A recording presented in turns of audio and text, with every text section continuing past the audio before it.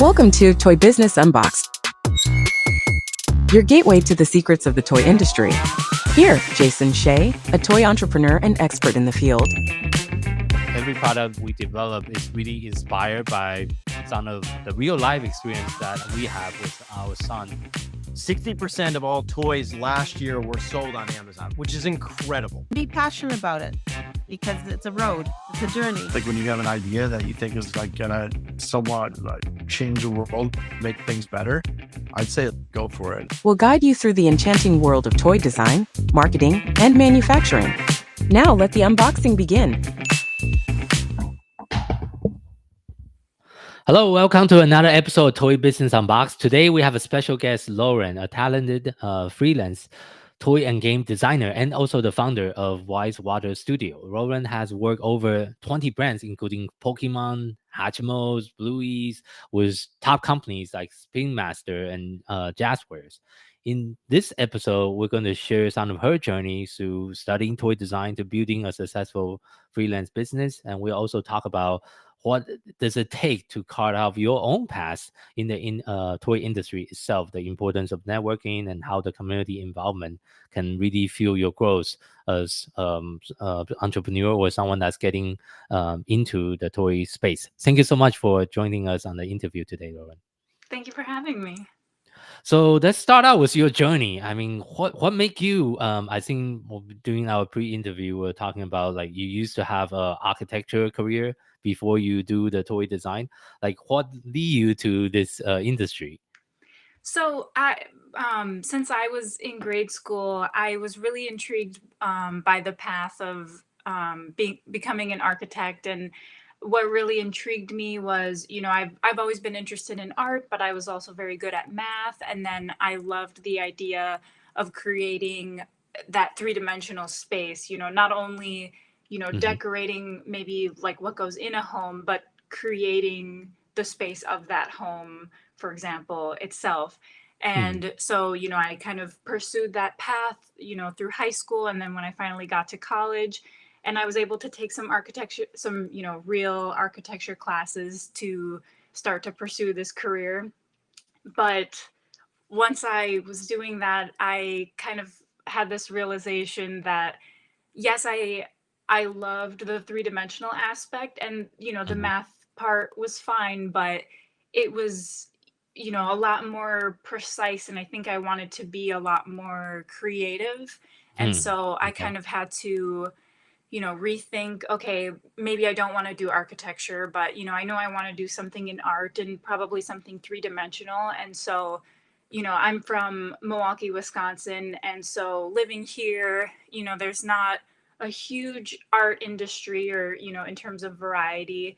And, especially if I wanted to do maybe something like animation or, that was something I was thinking about. So, obviously out in Southern California, there's, a lot of art opportunities and a lot of art colleges. So I went there to, kind of explore some different schools and tour them. And it was when I was touring Otis College of Art and Design that I found out about the toy program that they had. And, Okay.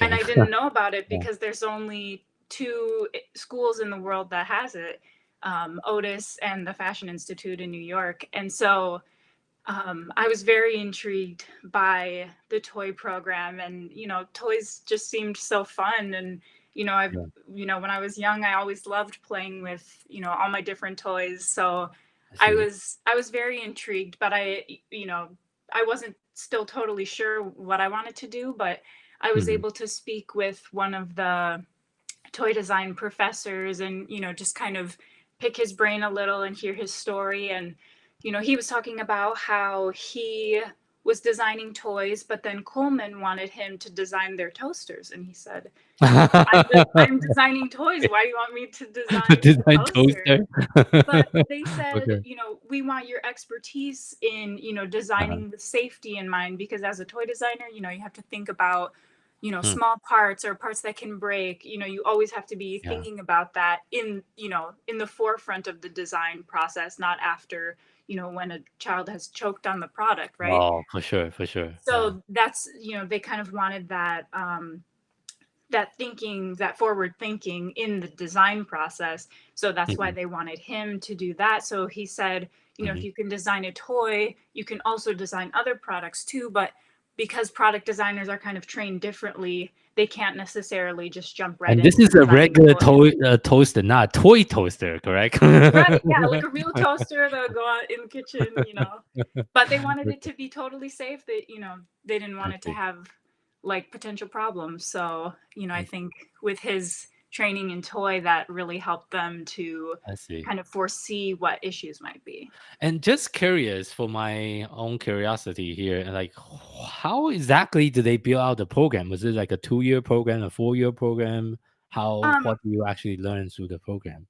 Yeah, so at Otis College of Art and Design, the first year is they call it the foundation year, and so you're just kind of taking more like general classes. Like no matter what major you'll go into, you'll you're all getting kind of like your gen eds in art, and then all the majors are like a 3-year program. So luckily, because I had gone to UW Milwaukee, when I was wanting to pursue architecture, I was able to transfer to Otis and then start right into the toy design program. So then I was Oh, at Otis for 3 years, and the way they structure their program is that you'll take a doll class and an action figure class, okay. besides like Oh, drawing classes and learning programs like ZBrush and Adobe Illustrator and other Adobe programs and things like that.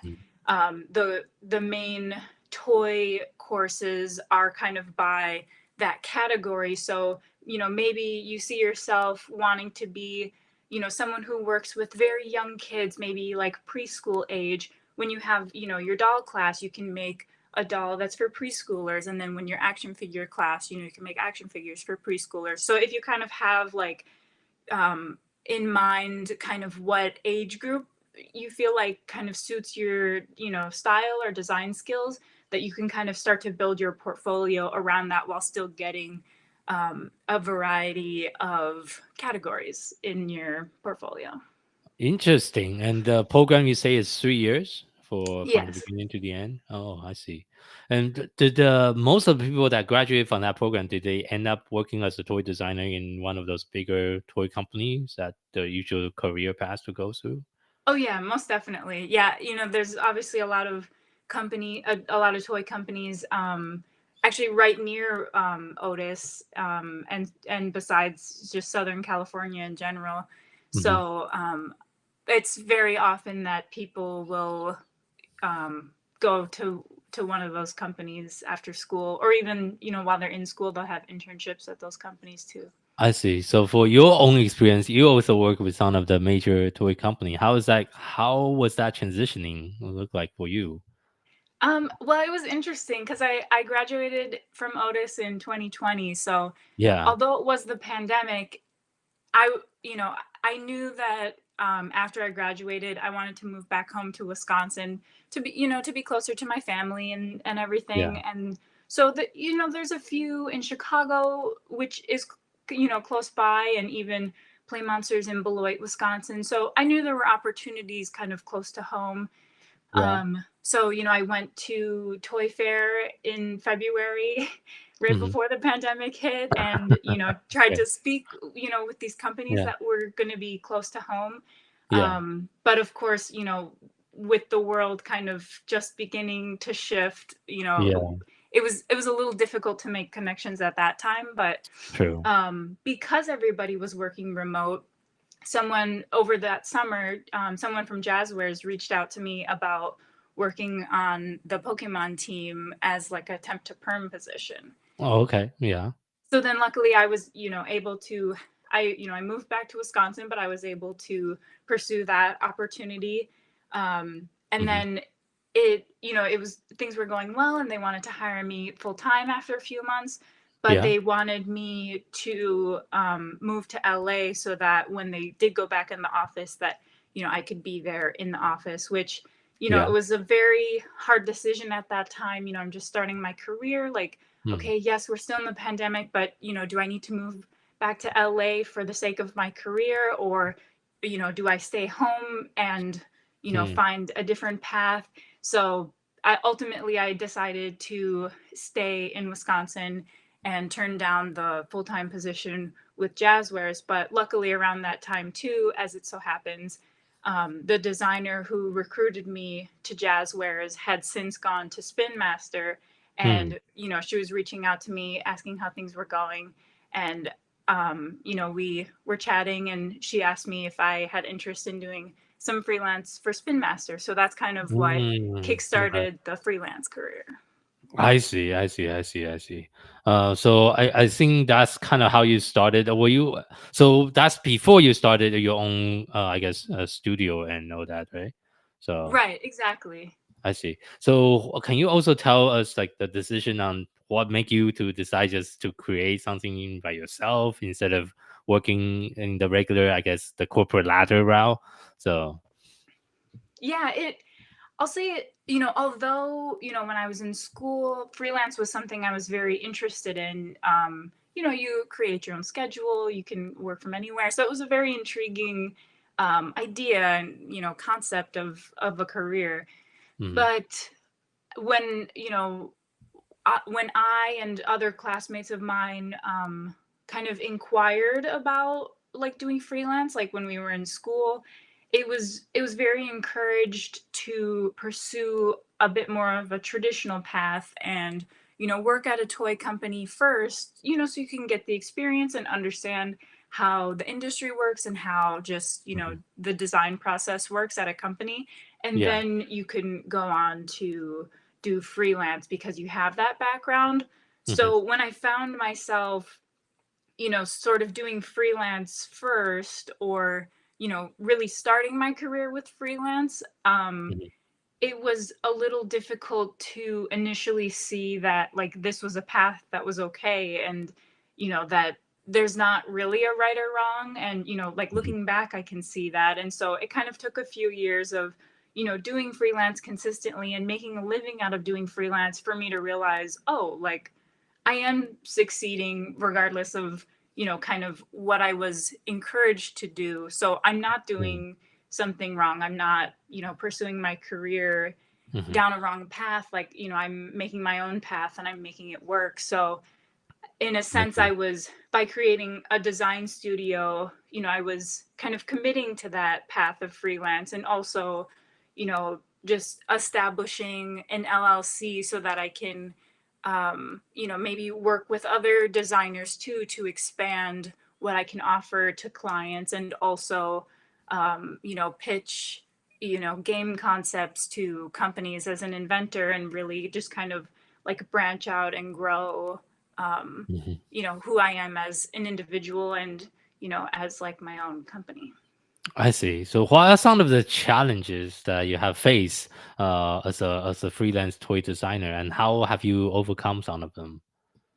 I think the two biggest ones would be work-life balance and also Mhm. financial stability. So Oh, with I work, struggle with both of them myself. right? It's all about being an entrepreneur. It's kind of Yeah. the no risk, no reward, right? But Yeah. I think there's strategic ways that you can control as much as you can, even though there's in a sense always that risk factor. But Mm. with work-life balance, a lot of times I have to be, working for myself. So I'm not necessarily getting paid by a client, if I'm going through emails, or, just reaching out to potential clients, or just, building my brand, promoting my business, that's all on my time Mhm. that I'm not getting paid for. But, it Mhm. will bring in more clients. So it will bring in money, but still, so that's kind of then in with the financial aspect too, that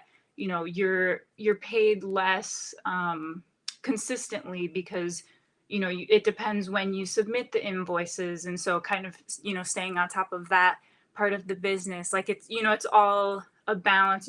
All have to not only Mhm. be getting the work done on time, but also making sure for yourself that you're creating that consistent flow of Mhm. income, and so Yeah. that you have something to count on for yourself, Yeah. And, the more you work, the more you get paid, but the less you work, yes, you create your own schedule, but if you work less, then you get paid less. So it's all a balance. There's no I like see. PTO, how full-time jobs have, but it has a lot more Yeah. flexibility than a full-time job. So, it's all True. give and Yeah. take.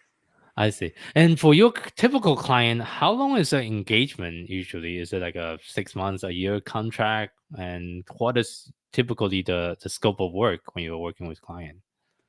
It really all depends on the client. So, you know, a lot of times, like I worked with Moose for a little bit, but Yeah. they just needed help for a certain amount of time, or sometimes I've helped certain teams like at Jazwares because maybe they're in kind of like a transitional period where maybe one of the designers went to a different department or a different company, and so they kind of Mhm. have this like gap that they need to fill. And since I'm Mm. familiar with the brand, I worked on the Pokemon team when I first started, so I was able to Yeah. kind of just like fill in and help out, to keep things moving along.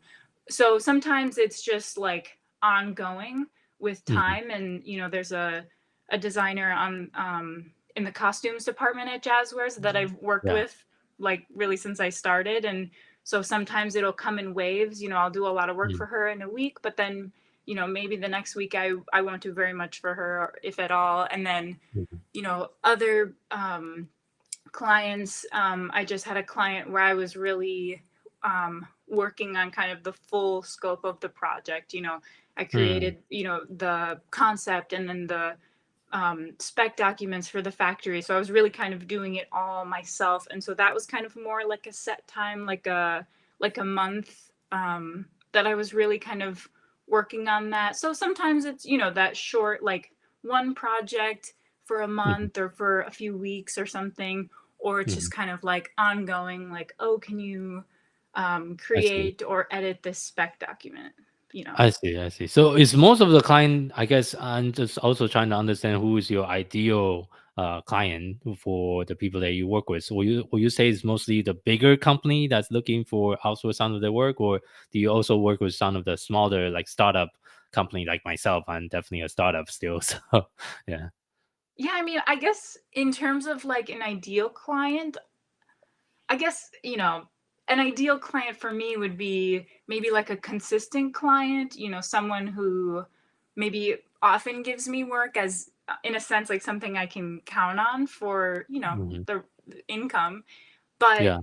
other than that, I mean, I don't know. I love working with more individuals, more startups, because I think I I see. get to have a hand a lot more in the whole design process. And, I can Hmm. create the concept and kind of help them fill in all the details, because then I'm the expert in that context. But it's Yeah. also, fun to just kind of, and in a sense, like, it's a little easier to do things that I'm very familiar with that are, just kind of not the same, but if I'm working on spec documents for costumes or for Hmm. Pokemon, like, it's very familiar. I can just find my flow and kind of get those things done very quickly and efficiently. But um Hmm. it's a lot easier, but it's good to have a challenge too. So it's Yeah. all fun. That's kind of a hard one to balance. Do you have any particular goal for like 2025 on how many clients you're trying to get to? Are you trying to, build your team out more next year as well, or in 2025? Yeah, I mean, I've began working with like a few other designers who have different skills than myself, and I guess I'd love to work with them more. And I guess in terms of a number of clients, I don't necessarily have a goal, because like I said, sometimes I have maybe one client that keeps me busy for however long, and I think that's totally fine. Yeah. Um, and so but what I am kind of excited about and intrigued by, is always expanding my clientele, maybe working for a new company, especially maybe like a larger toy company that I haven't worked for, or, having a new project of Were you like how was your experience with networking? Do you still go to a lot of those toy trade shows yourself, or what are some of the things you are still doing with your company to meet more people? Yeah, most definitely. I always go to whatever trade shows I'm able to. This year I went to a good number of them. I Hmm. went to Astra and Licensing Expo. Hmm. I went to Chicago Toy and Game Fair just recently, and then I Hmm. also went to the Toy Association for LA Preview had a networking event at Otis where I went to school, so I got to go back to Oh, okay, okay, that. nice, nice, nice, nice, nice. That sounds like a fun event to go to. I didn't went to the LA preview, but I did went to the Licensing Expo and Astra as well myself.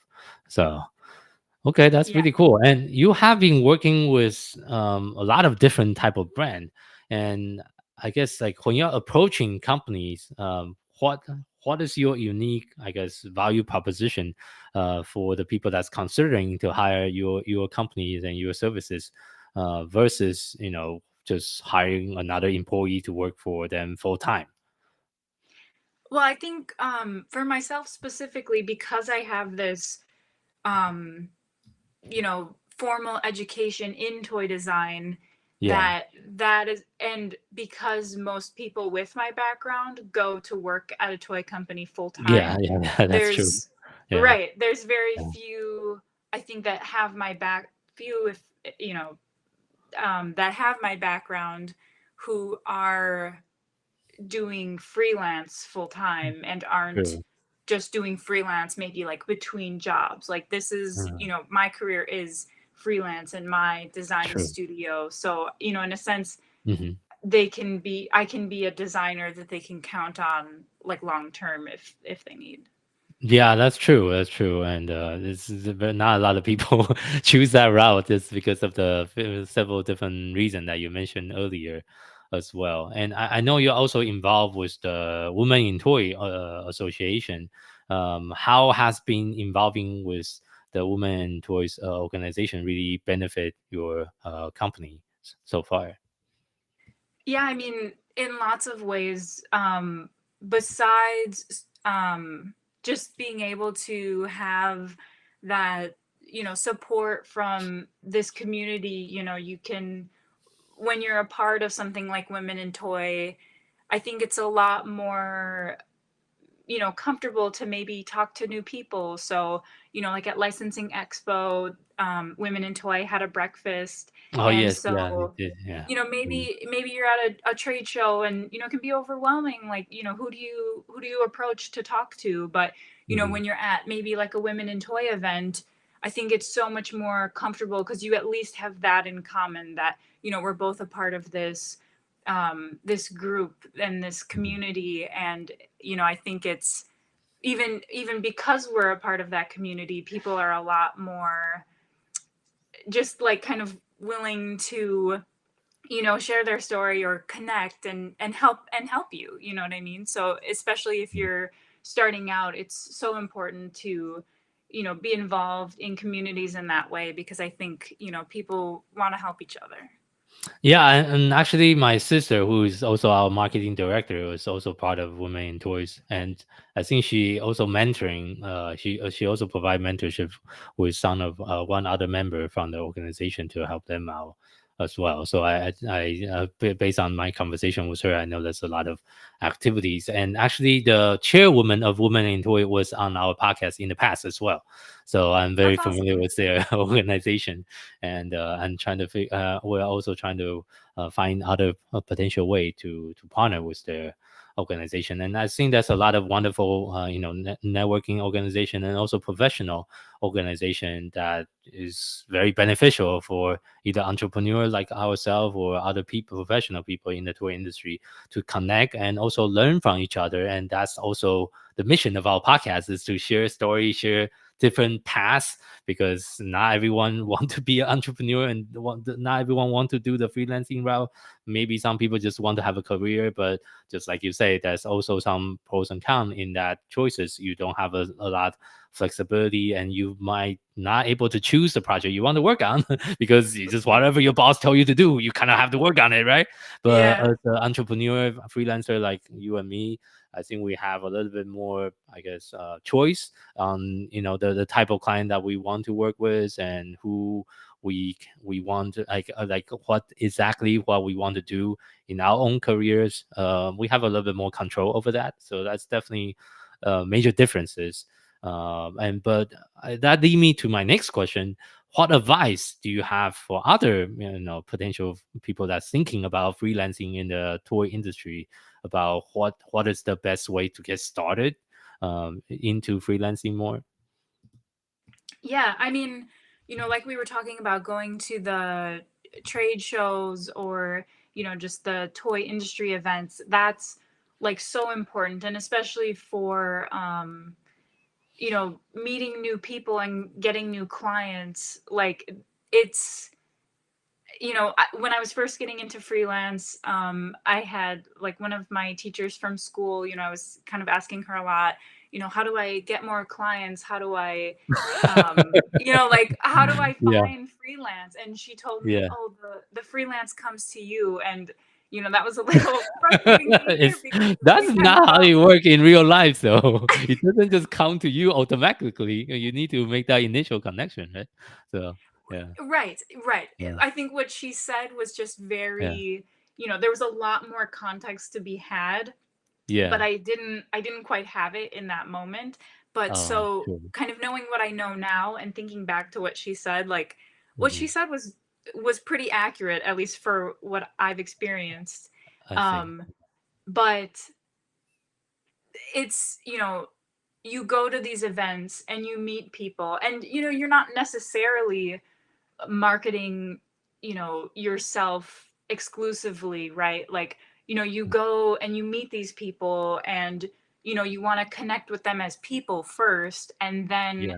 you obviously are going to share to each other, what you do professionally. And, when Hmm. you tell them that you're a freelancer, they might say, oh, I have a project that I need a freelance toy designer for. Like, would Hmm. you be interested in working together? And so that's Hmm. really how, the work comes to you. Or, maybe you're working with designers at a bigger company and, then maybe one of their coworkers or someone that they know from a different department or brand, expresses that they would need some help from a freelancer, and then they'll pass your name on. So it's Hmm. definitely those relationships and those connections are so important and so key to getting that freelance.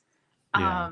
So it's really all about your network and also maintaining those relationships, not just having them, like professional and work oriented. Like, you want to get to know these people as people, to really connect with them.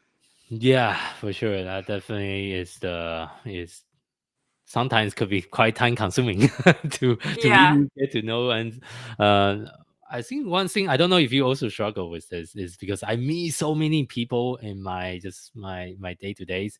I was looking at how much meeting I have each month. On average, I meet about 100 new people a month. So it's hard to remember every single conversation and what was going on when you're meeting so many different people through networking, through virtual meetings, through conferences. But what you say is definitely true. Like networking is really, really important, especially for the line of work that you do. And my next question for you is like, how do you really balance like because of the type of work you do is it's definitely like a very creative focused job, but there's also like other business aspect when you're managing your own design studio. How do you balance between those two elements? Yeah. Well, so, I'm a very organized person. And my mom's an accountant, so I get a lot of her like kind of technical and like Yeah. structural organization. while also being like very creative, in a visual art field. So the business part comes very naturally to me, and even just to kind of keep track of everything, in my Excel document just Uh-huh. is even kind of fulfilling in its own way. So for me, it's not necessarily like something that I have to push myself to do. And I think that's why this path has worked out so well for me, because a lot of what it takes, Oop, I think you just got dropped.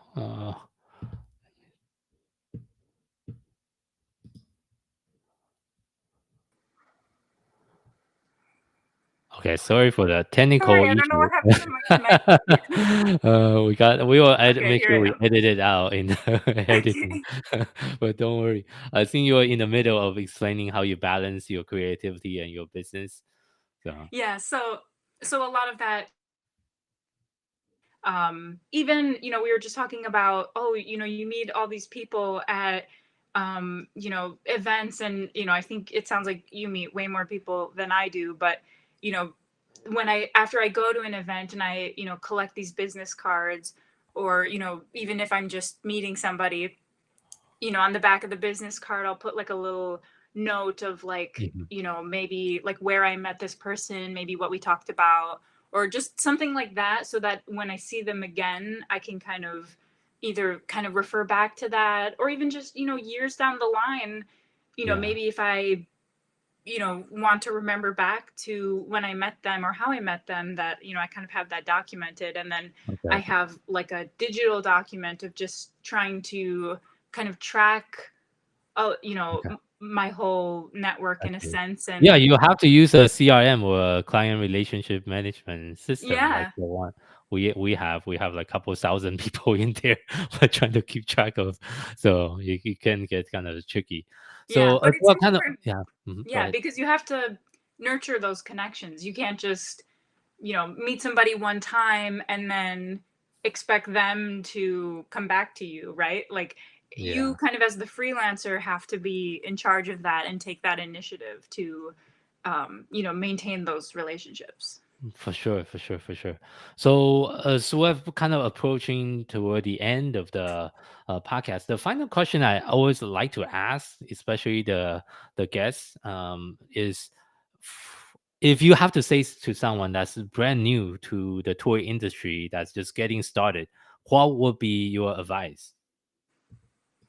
To really, I mean, I guess I would say this to anyone, but to really follow your heart and push yourself to try new things. And especially as a freelancer, you have to be willing to learn new skills, and go outside of your comfort zone, and everything like that. And it's also worth it. And it might be a challenge at first, especially if you're an introvert like myself, but the more you push yourself, the easier it becomes, and kind of the more natural it feels. And when you're pursuing something you love, you might not exactly know what that path looks like, but Hmm. you'll make the path, and you'll figure it out. And you know you want to love what you do, right? Because Yeah, yeah, work is takes up so much of our lives. So you yeah. have to follow your passions, and everything else will follow. For sure. Yeah, I agree to that. So finally, how can people find you online? Um, I'll say primarily on LinkedIn is, how I come to communicate with a lot of people initially. And then, Yeah. I have my website is connected to my LinkedIn, and, my Mhm. resume and my email. And so it kind of branches out from LinkedIn.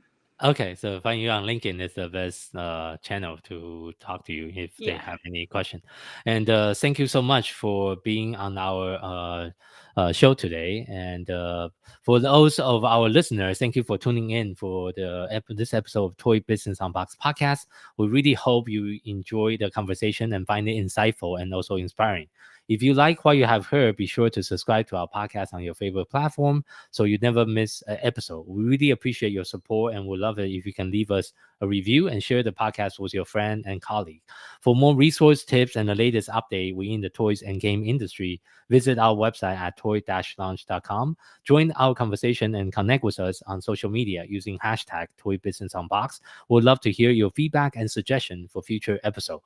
Until next time, keep innovating, keep creating, and keep bringing joys to toys. This is Jason Shea signing off on the Toy Business Unboxed podcast, and we'll see you in the next episode. Thank you so much, everyone.